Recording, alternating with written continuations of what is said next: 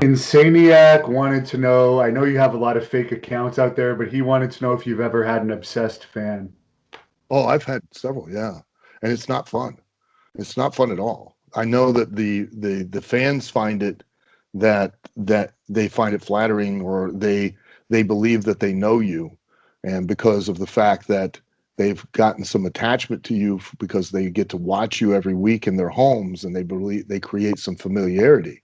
Probably the worst time that I went through that was during the Tough Enough run, because Really? oh yeah, and but one, because the level of exposure was up dramatically, but two, because I wasn't being a gimmick, I was being me. I wasn't working, and I was, and people really started to believe that they knew who I was as a person, and that they had developed some kind of intimacy or a relationship with me that they never had. And I had some problems like stalkers, and the problem with these people is this, is that you can't rationalize with irrational people. You can't win, because no matter what you do, you can't stop them. You can't motivate them in any way. The basic psychology of a human brain is this: everybody operates on two very simplistic principles, and that is emotional pain and emotional pleasure. And when a person attaches a certain level of emotional pleasure to you, and the fact that if they don't get that, it's so emotionally painful, nothing will stop them, because you will do more. You will endure more physical pain if you associate the fact that you don't get the emotional pleasure of enduring that physical pain. It's more painful to not go through it. That's why we go work out in the gym, because we've attached the fact that if we don't train and we don't look a certain way or whatever, that we're emotionally, that's painful for us. And it's so painful that it motivates us to go in days that we don't want to go in and work out as hard as we work out and go through all the soreness and the injuries and everything, because we emotionally, painfully, it's so painful that we can't see ourselves living any other way. And these people that get that emotional attachment like that, and that the brain switches, and they find you emotionally pleasurable and the lack of you so emotionally painful, they'll stop at nothing. And I do mean nothing, to try to make themselves a part of your life. I had one lady, my mom, I was going through a divorce at the time. She called me up all upset and just screaming at me. And I'm like, what is going on? And she says, I found this on the internet. And this, again, now keep in mind, this is back in the 90s, late 90s. So the internet was still in its infancy. She found this on the internet with this woman in Columbus, Ohio, was creating a diary of a life that she was living with me, that she wasn't.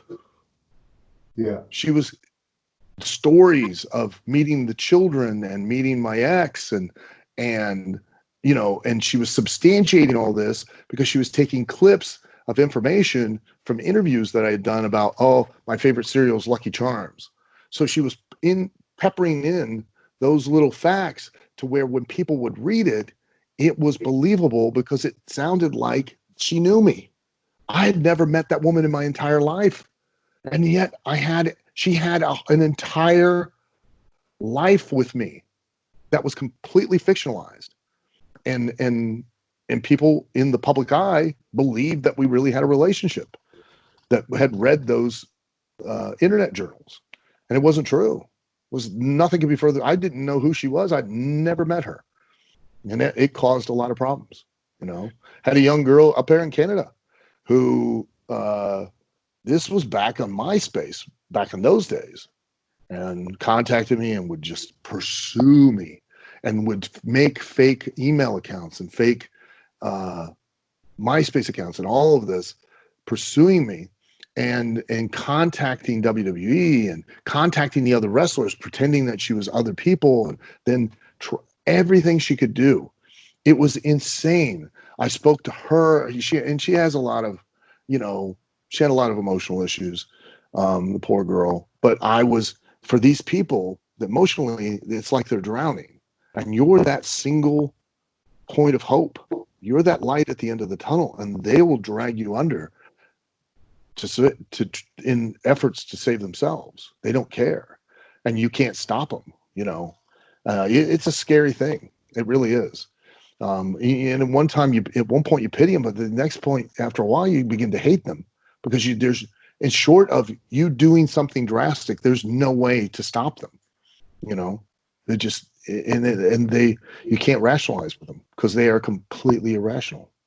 Thank you for watching the Hannibal TV. Please like this video if you enjoyed it and click the subscribe button to not miss any of our latest shoot interviews, match videos, or news updates.